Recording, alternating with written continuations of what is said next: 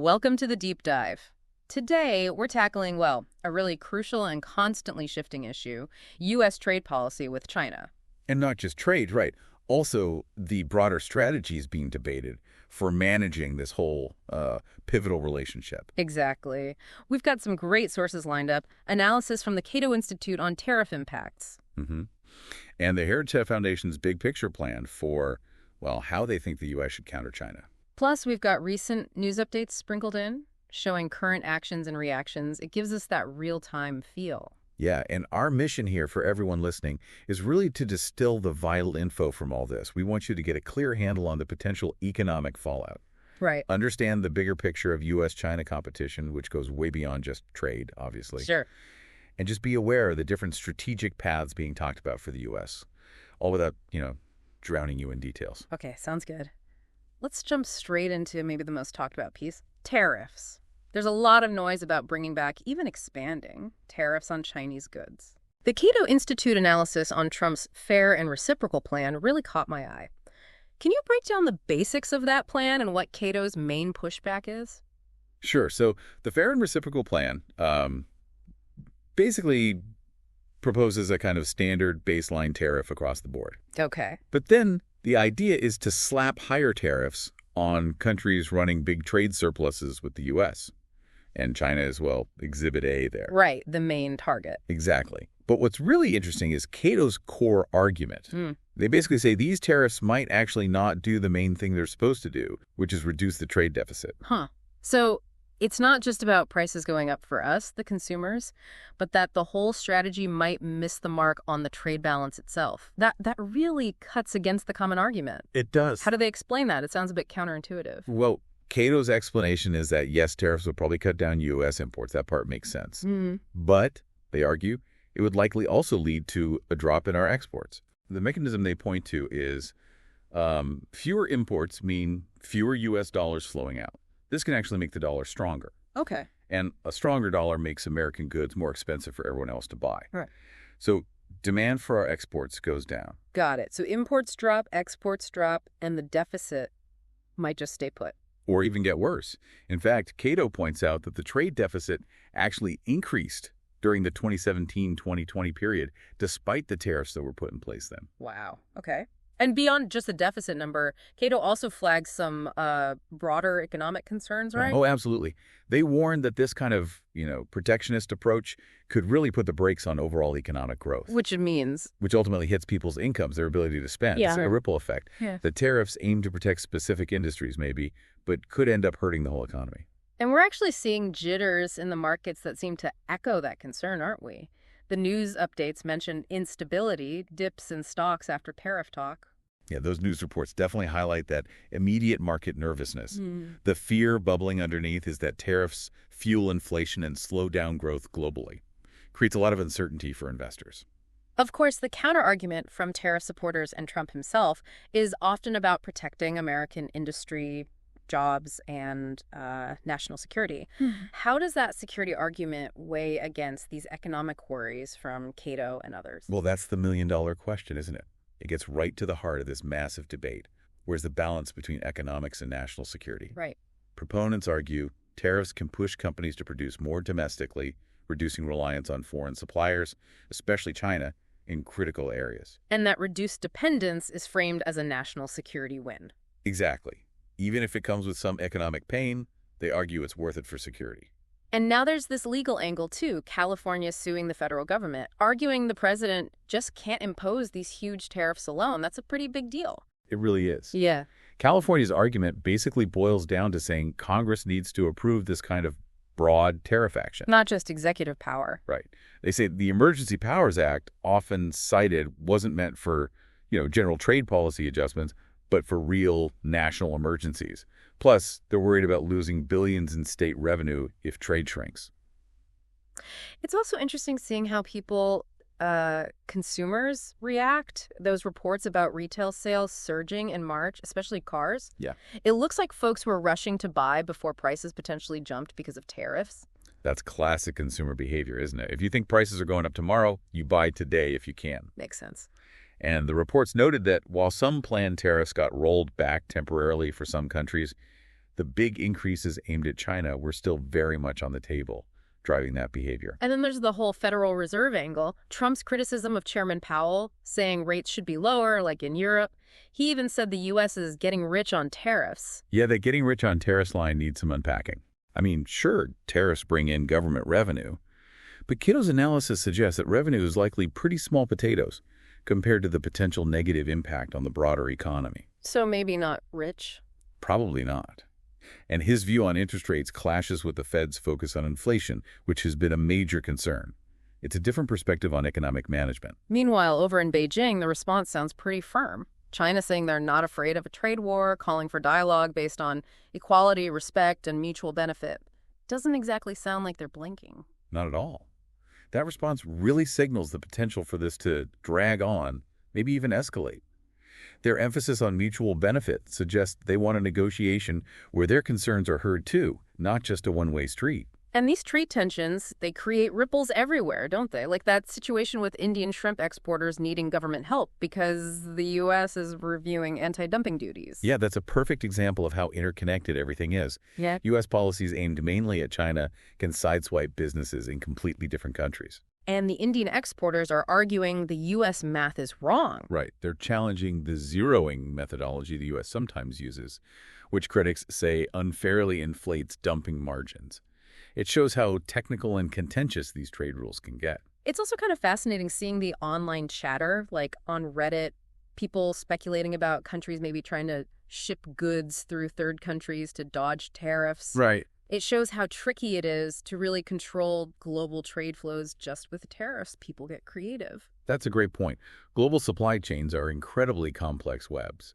Businesses will always look for workarounds to cut costs, longer routes, intermediaries, maybe less efficient, but possibly cheaper than paying the tariff. So tariffs aren't a magic bullet.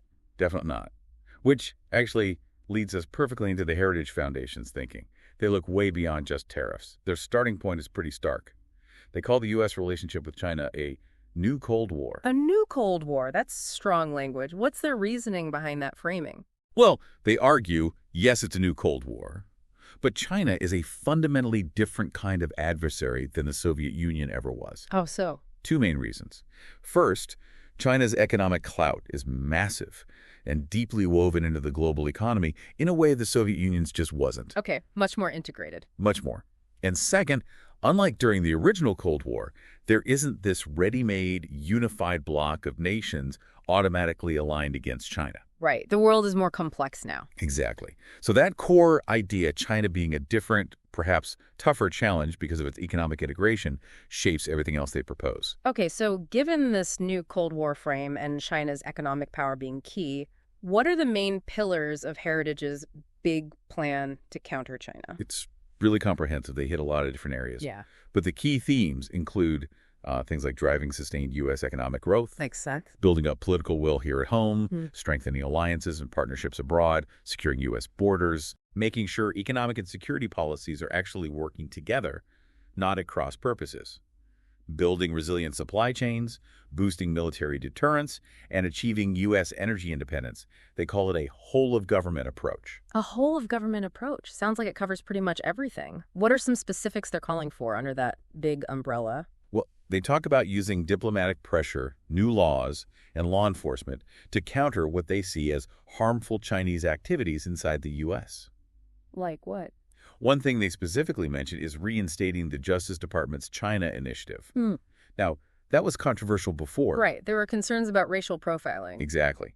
Heritage specifies that a new version should really focus on protecting Chinese Americans and Chinese nationals here from CCP pressure and educating those communities about their rights. Interesting distinction. What about things like TikTok? That's been in the news constantly. Yeah, they have major concerns there about data security. They acknowledge U.S. apps collect data too, but argue the risk from Chinese apps is way higher because China's an adversary and its laws basically force companies to hand over data to intelligence services if asked. So their recommendation is? Ban dangerous Chinese apps like TikTok, at least from all government devices right away. And they suggest states should think about broader bans too to protect consumer privacy. They also bring up foreign ownership of farmland, especially by Chinese entities. What's the worry there? The main concern is national security. Foreign ownership, especially near military bases or critical infrastructure, could pose risks. There are also worries about IP theft in agriculture tech and just giving a potential adversary undue influence.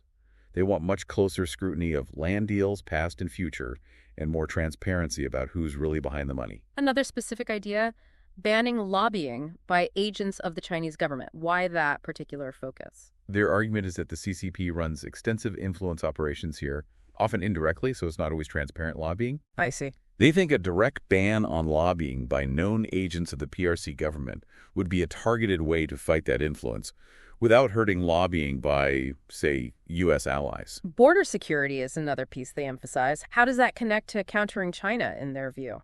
They see current border issues as creating vulnerabilities China could exploit. They specifically point to China's role in the fentanyl crisis. Right. The precursor chemicals often come from China. Exactly. And they suggest looser border control could potentially allow individuals acting for China easier entry. So they want tighter immigration enforcement and a specific focus on stopping those fentanyl precursors from China. What about drones? Chinese drones are everywhere now. Yeah, and that's a big concern for Heritage. It's all about the data they collect. Like with the apps. Pretty much. Since Chinese companies have to share data with the CCP if asked, widespread use of these drones, even by U.S. government agencies or companies, is seen as a huge data security risk. Potential access to sensitive info. So the recommendation? Ban the import and sale of Chinese-made drones. Full stop. Okay, switching back to the economy for a second. To really compete long-term, Heritage stresses strong U.S. economic growth. What kind of domestic policies do they think will get us there? They focus on what they call pro-growth policies. Think tax reforms to encourage investment, long-term entitlement reform for fiscal stability. Okay. Reining in government spending, except for defense, and cutting back on regulations they see as burdensome. The core idea is a strong, dynamic U.S. economy is fundamental to countering China effectively.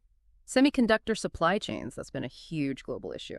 How does Heritage think the U.S. should handle that vulnerability? They see it as a critical national security issue. Their solution involves diversifying supply chains, working with allies on export controls for semiconductor tech, Right. and really pushing Taiwanese companies, the big players, to build more factories here in the U.S.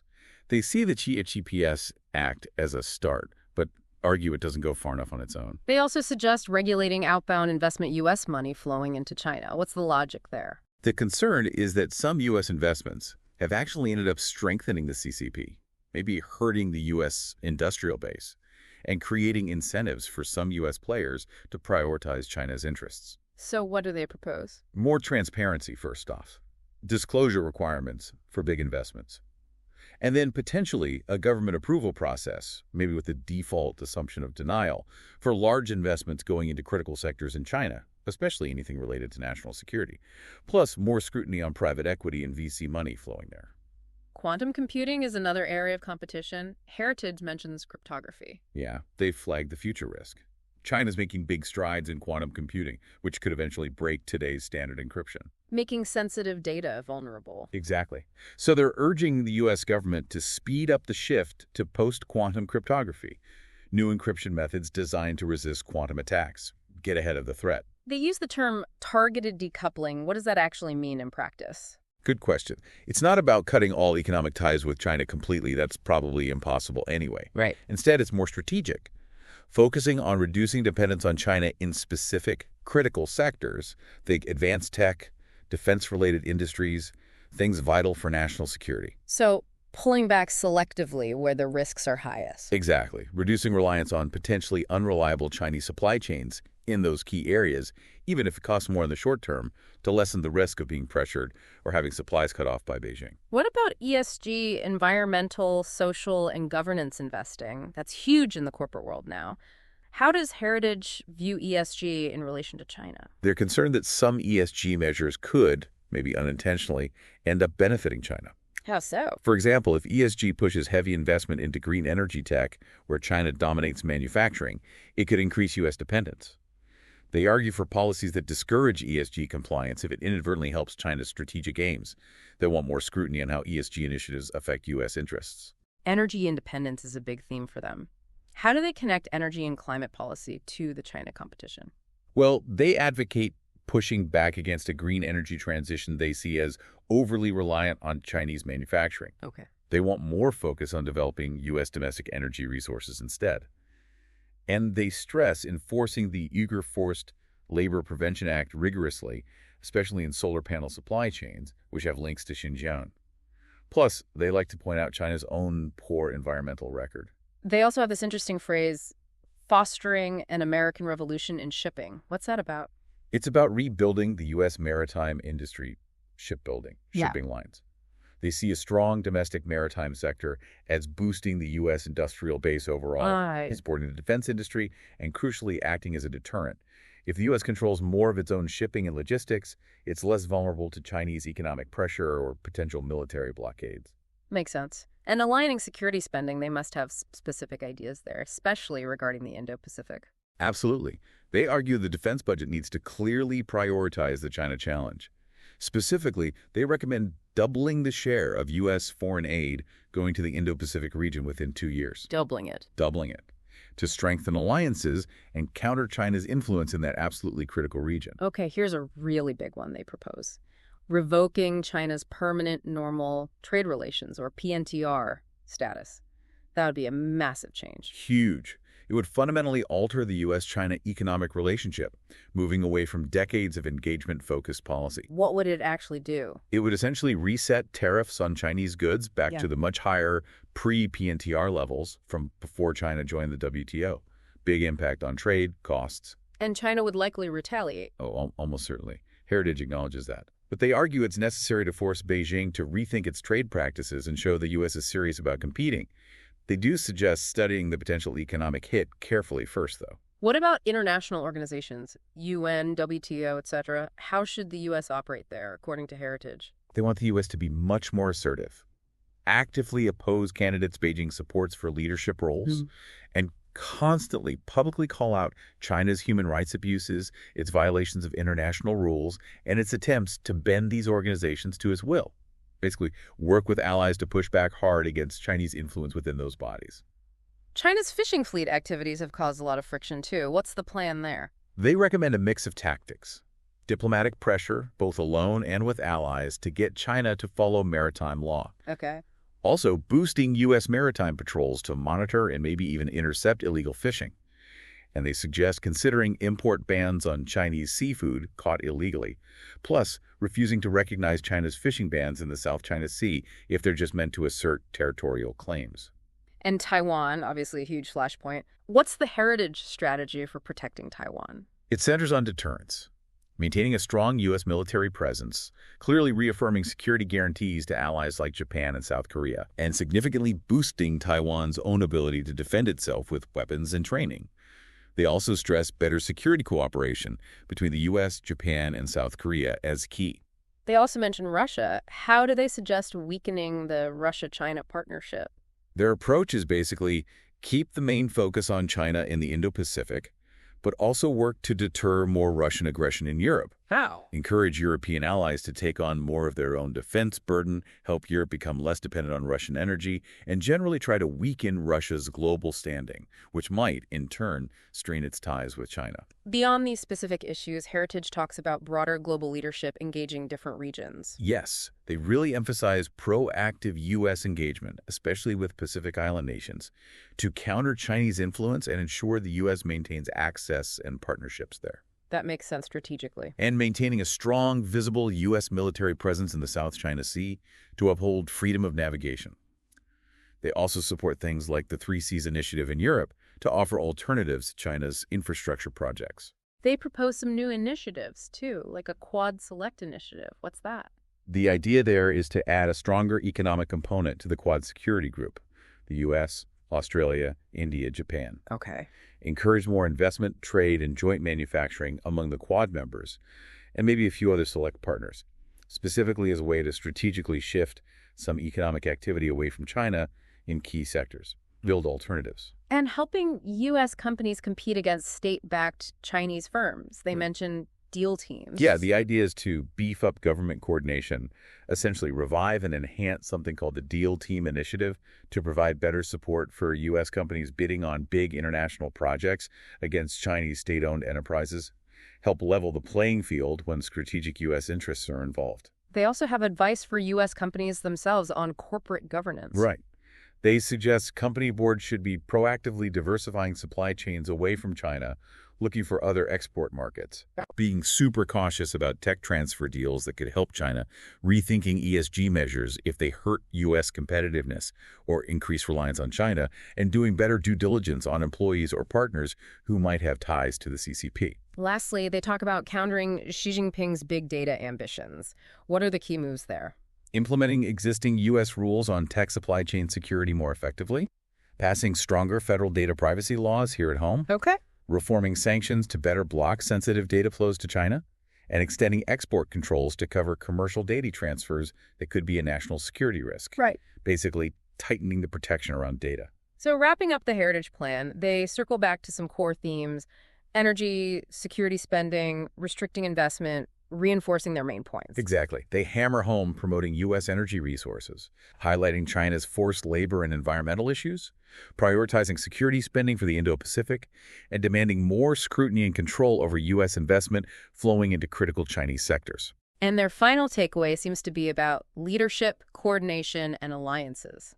That's the bottom line for them. It requires strong leadership from the president, a coordinated plan across the entire U.S. government, and working closely with allies to tackle this multifaceted challenge from China effectively. Okay, so to try and pull this all together for everyone listening, we've really dug into the complexities of U.S.-China trade policy today.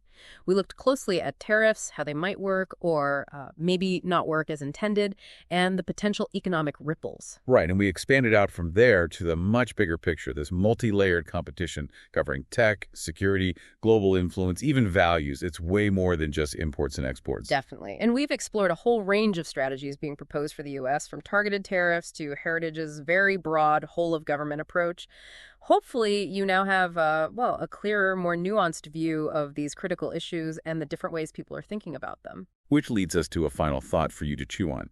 Considering the potential economic costs we talked about, weighed against the goals of protecting national security and maybe reshaping global trade, what do you think are the biggest challenges and maybe the biggest opportunities for the U.S.